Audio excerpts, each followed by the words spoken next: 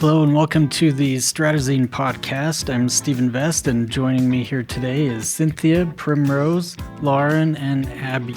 And our topic for today is the use of social media in sports. So beyond the game, social media has turned sports into shared cultural moments, global fandoms, and real-time connection between athletes and fans. Cynthia, who's been watching the World Cup religiously, has researched into how social media has been playing a part in bringing people together from across countries. So what did you find out? Because I've been following on the games and online as well. I can see a lot of connection with fans from different countries, like making space for each other and like recognizing each other. One of the examples that was really cool, there's this streaming channel from Brazil, Casa TV, that they have been streaming the World Cup this year. And they are more like Gen Z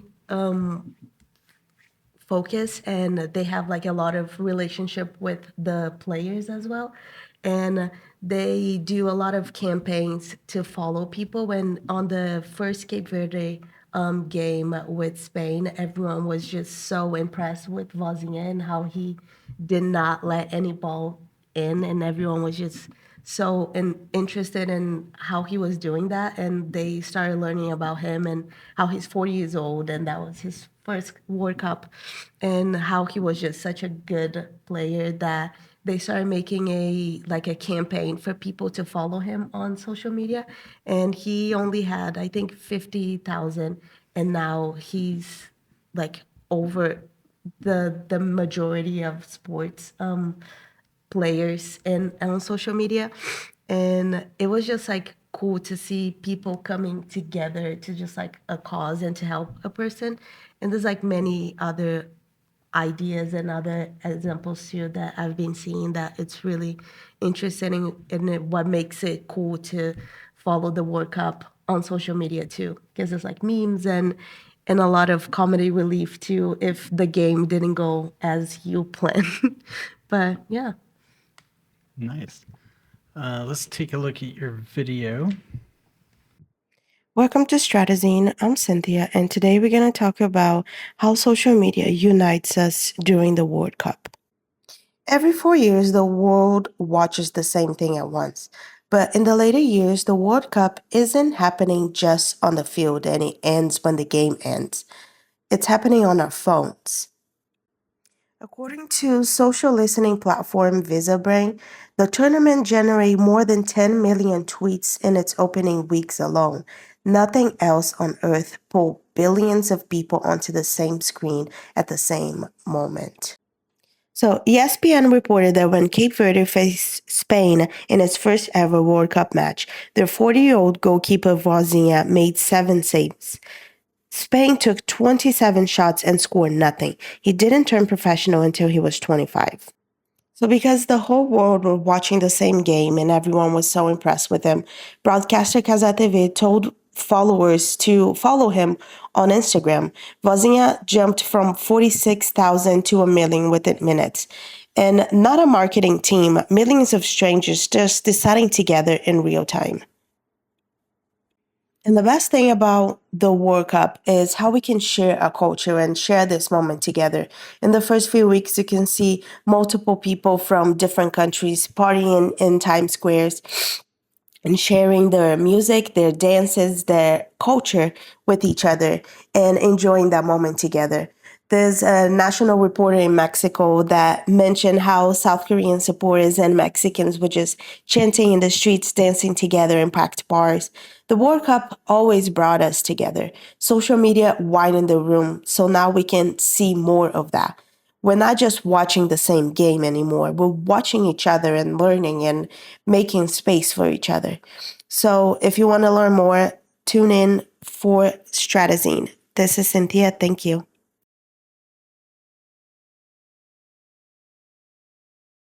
Great. Thanks for the research. Yeah, let's have a discussion about this for a minute or two. True underdog story, relatively unknown player, and all of a sudden he catapults into stardom. Like what What happened?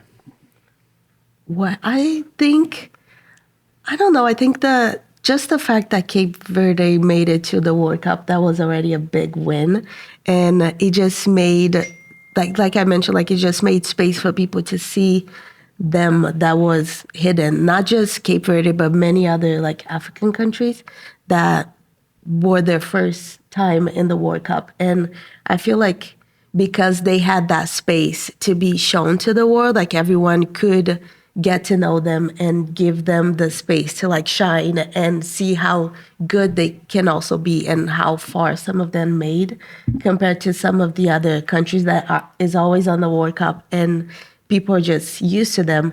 But now that I think in this World Cup too, there was multiple more countries that didn't made the last editions, and I think that was a great like opportunity for them because not only the world is gonna get to know those places, they might be searching those places and want to go there and like connecting with people on social media and learning more about the culture and that too, and like followers on Instagram might be just like one thing for some people, but for those players and that don't have a lot of visibility, that can lead them to like a bigger team and like more opportunities to work on this sport.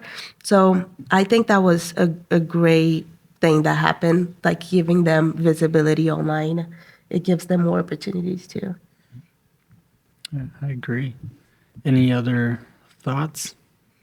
I think apart from that, it's just like getting to know people from other countries too, because we've seen so many videos of people connecting with other countries, and if there was one person from a different country surrounded by people from the other country, they would just be together and not just like mean to each other. They would just be respectful of that person. There was one clip that I saw.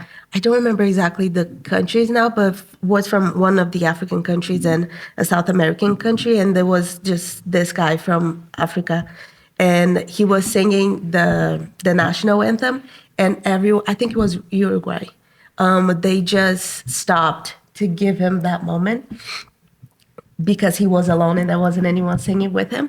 And after he ended, everyone was just cheering on him and giving hugs and stuff. So I thought that was such a beautiful moment that the World Cup gives us, is like unite people and getting to know people from different cultures too. Great.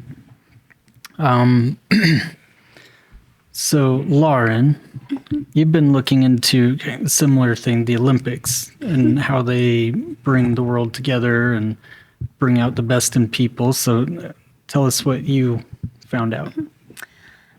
So overall, I found out that instead of just you watching the Olympics, it's like the whole world is watching the Olympics, and it also kind of like the World Cup. It like brings together everyone in a friendly competition against, like certain sports. And something that I found that was interesting was that there's more like social media buzz around the Summer Olympics versus the Winter Olympics, which the Winter Olympics still like get a large viewing, but more people are tuned in for the summer because there's more sports, more of their favorite athletes and so on. And so that was just something cool that I found out, like a cool fact that I learned.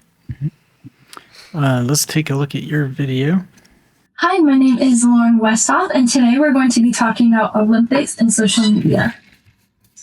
So, what does social media do for the Olympics? Social media has completely enhanced this Olympic experience by helping athletes build their brands, personas, and connect with fans. The Olympics with social media also creates hype and support and the world as a whole is more united, especially in competition and real-time updates. And this allows the world to experience different cultures through just a screen. So what is the target audience and its challenges? The International Olympic Committee also uses social media to reach younger audiences by posting highlights, short interviews, and stories. Challenges that the athletes might face with the social media presence are negative comments, career-ending misinformation, and cyberbullying. And here are my sources listed below. Great. So the Olympics, worldwide audience. So tell us why social media, like in its form nowadays, because when I was younger, it was just TV, right? Like Facebook wasn't a thing, YouTube wasn't a thing. So now we have social media that can reach a global audience instantaneously. And as you pointed out in your video, there's the pros and cons. There's cyberbullying and stuff like that. But regarding the Olympics and social media, tell us kind of about how you use it during the Olympics. Like what's your favorite thing to do? Who are the people you look at?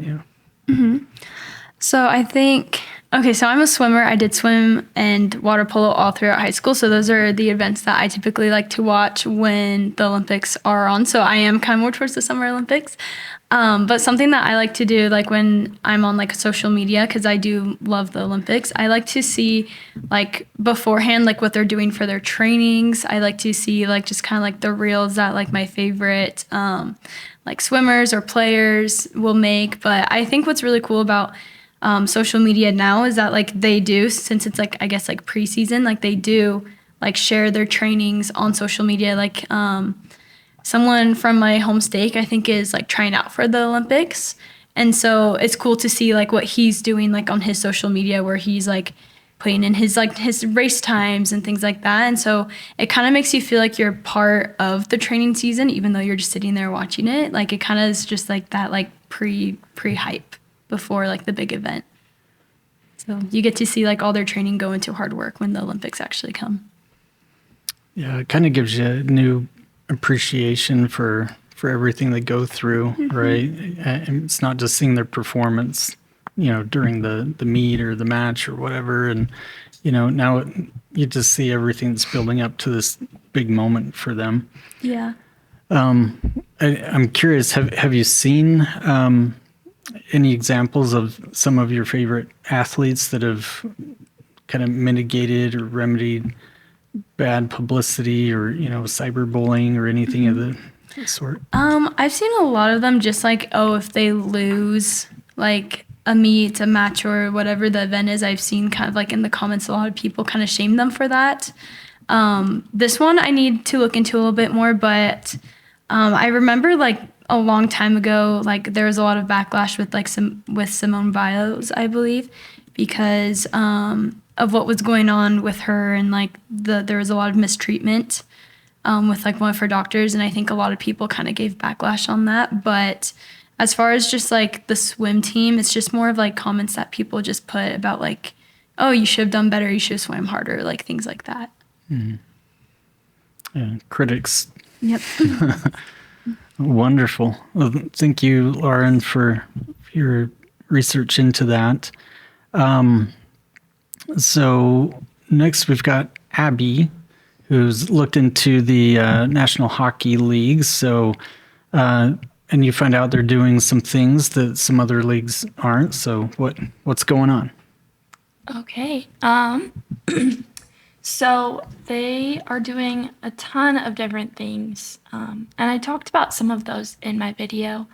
But one thing that really stands out about the NHL's social media strategy is how each team has developed its own unique personality while still promoting the league as a whole. Instead of every account looking the same, it seems that the different teams tailor to their audience, their fan base, and their demographics.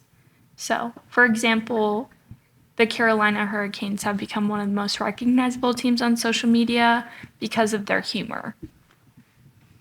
Okay, let's take a look at your video. NHL social media marketing and fan engagement. The NHL reaches over 100 million fans globally through social media platforms. Digital channels allow the league to connect with younger audiences, drive ticket sales, and build year-round engagement beyond the traditional hockey season. Platforms like Instagram, TikTok, X, and YouTube have become essential tools. For fan retention and brand growth, real-time highlights, player stories, and interactive content keeps fans wanting more. Humor and entertainment. The NHL leans into playful, witty content that showcases player personalities and funny moments, driving high engagement and shareability across platforms. Storytelling and behind-the-scenes content.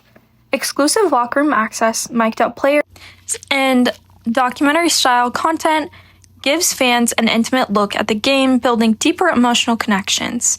Real-time game content. Live highlights, instant replays, and in-game social media updates keep fans engaged during broadcasts and drive conversations around key players and moments. Memes and viral moments. NHL teams leverage viral memes and trending formats to connect with younger audiences, turning highlight reel blunders and big wins into shareable content. Trending audio and collaborations. Teams sync games clips to trending sounds on TikTok and Instagram Reels, and partner with musicians, influencers, and pop culture brands to expand their reach beyond hockey fans. Player personality and authenticity. Star players like Austin Matthews and TJ Oshie bring humor and authenticity to social media platforms, giving teams a human face that drives massive engagement and follower growth. Team identity comparison. Boston Bruins. Tradition-driven, confident content rooted in Boston pride, black and gold visuals, and loyal fan culture.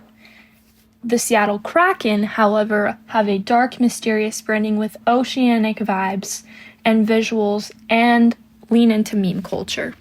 Carolina Hurricanes versus Toronto Maple Leafs. The Hurricanes' viral, irreverent humor and bold risk-taking on social media in comparison to the Maple Leafs' heritage-driven storytelling with massive global fan base engagement. What sets each team apart? Each franchise reflects its community. Boston has an emphasis on tradition and toughness. Seattle builds mystery. Carolina provokes, and Toronto unifies. Distinct voices drive deeper fan loyalty. So now I want to talk about the public relations impact. Community engagement. NHL teams build lasting fan relationships through charity events, youth hockey programs, and local outreach initiatives that strengthen community ties. Crisis communication. Transparent, timely responses to controversies helps teams protect their reputation and maintain credibility with fans and media. And fan trust and brand loyalty. Consistent, authentic messaging across social media platforms deepens fans' loyalty and turns casual viewers into lifelong brand advocates. So here are some key takeaways. Authentic content wins. The NHL's Hockey is for Everyone campaign drove record engagement by showcasing real player stories and inclusive messaging across Instagram and TikTok. Humor and trend-driven virality. The Bruins' tradition-focused posts and the Hurricanes' meme-driven content show how distinct teams voices can outperform generic promotion and strengthen fan loyalty. Community builds lasting loyalty. Teams that invest in local outreach, fan-first PR, and transparent crisis communication like the Kraken's launch campaign build deeper, more resilient fan bases. Perfect. Thank you. So you mentioned in your research that the NHL is trying to reach non-hockey fans. So why do you think that is? Sorry. Well, I think that it's important to always expand your audience and to not just concentrate on who you have. It's important to have a focus on who you have, but it's also important to have a higher retention because they want to bring in new fans. They want to bring in new active listeners and people who participate, like the crossover with hockey books, like hockey romance novels, and to different players and actual hockey games versus there's also lots of songs that people associate now with hockey, and especially U.S. hockey. The song Free Bird is very much associated with the Four Nations when they do that. So yeah, there's just tons and tons of ways that the NHL has really kind of contributed to social media, where each team has its own personality and really roots themselves in their community, but also reaches out to people who are outside of their community at the same time. So it's really cool to see how they balance both.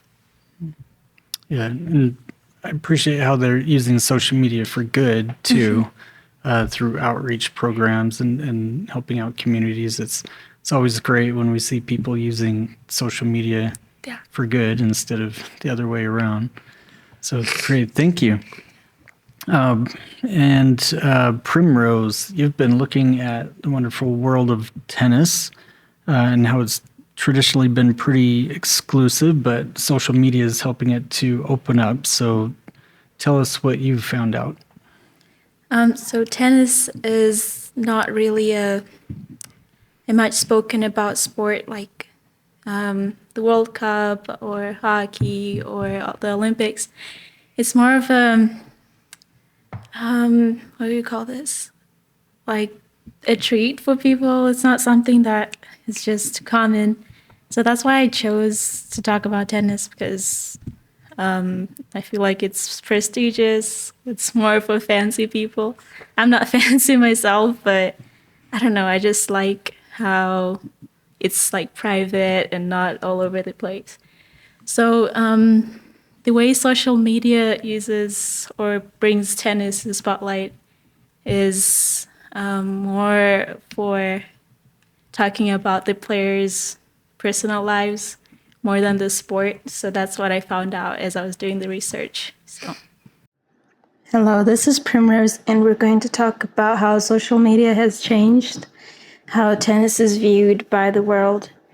At first, tennis used to be something that rich people used to pay for to go and watch, but now it's being shown as something different through the social media pages. If you go to social media, you'll see usually the feeds about tennis are how the players live their lives. Tennis has become something that companies use for advertising their products. For example, a company like Nike or Adidas can promote their product by using the players of tennis, and that's how social media plays this part. Also, tennis is not something that you just see only on magazines. You see it on your phone. You don't have to pay much to go and witness what the players are doing. It's not much of a fancy or popular sport, so it's not as popular as the World Cup in people's feed, but it is a very great sport. The players like Serena Williams use social media to just vlog about their travel, their lives, maybe the latest drama that has happened. So tennis is just being used as now something where people vent about their lives, mostly the players. A story that happened lately with Serena was about her relationship. But yeah, is that the sources?